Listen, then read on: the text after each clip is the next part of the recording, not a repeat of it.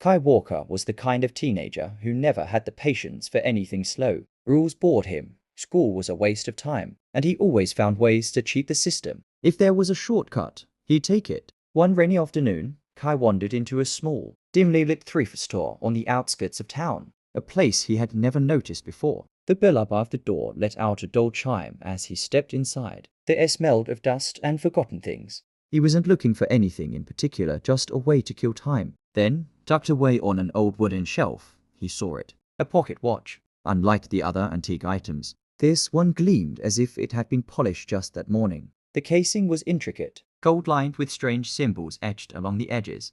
It almost seemed to pulse in his hand when he picked it up. "That's not for you." A low, raspy voice came from behind him. Kai turned to see an old man with sunken eyes, standing behind the counter. The man's gaze was unwavering, almost as if he could see right through Kai. "How much?" Kai asked. The man's lips tightened. "Time is not a toy," he said.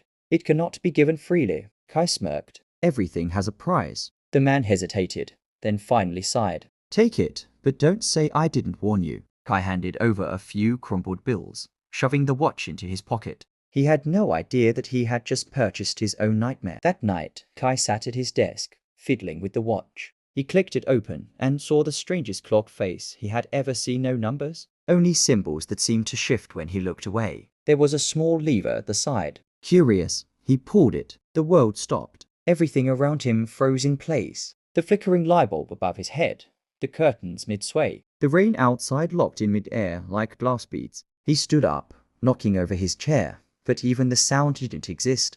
The entire world was silent. Kai's heart pounded in excitement.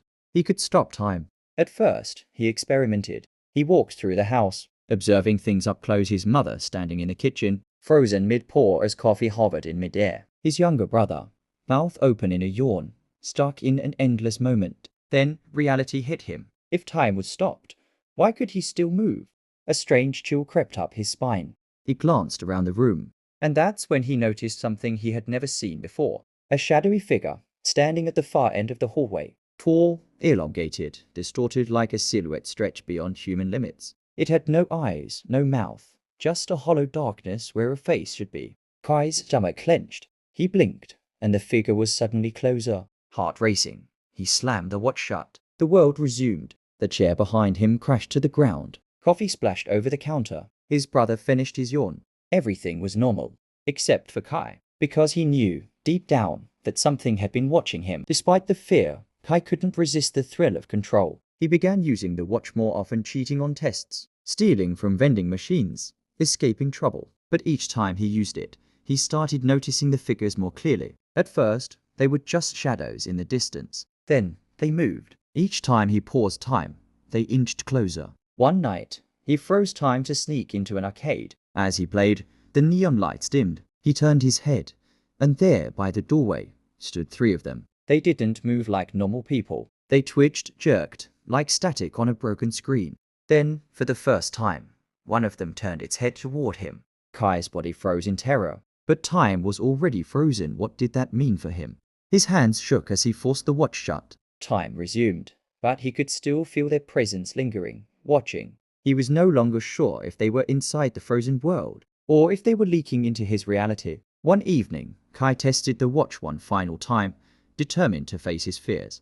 This time, the frozen world was different. The sky above wasn't dark anymore. It was blank, a grey nothingness stretching into infinity. The buildings around him warped, melting like wax. And then the shadow spoke. Not with words, but with whispers. "He stays. He stays. He stays." Kai's breath hitched. He tried to shut the watch, but it wouldn't close. His fingers trembled as he yanked at the lever, but the device refused to obey. A long, clawed hand wrapped around his shoulder.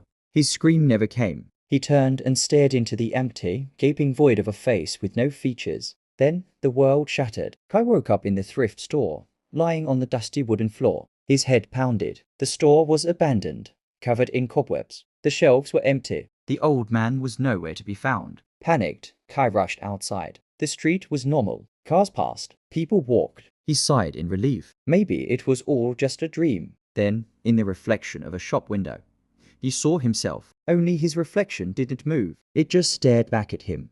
His breath hitched. His real self stepped back, but the reflection stayed still, staring. Slowly, so slowly, it smiled. And behind the glass, the shadows watched. A whisper crawled through the air. He stays, he stays, he stays. And behind him, in the glass, the shadows watched, where his mirrored self does not follow his movements. He stays, they echoed.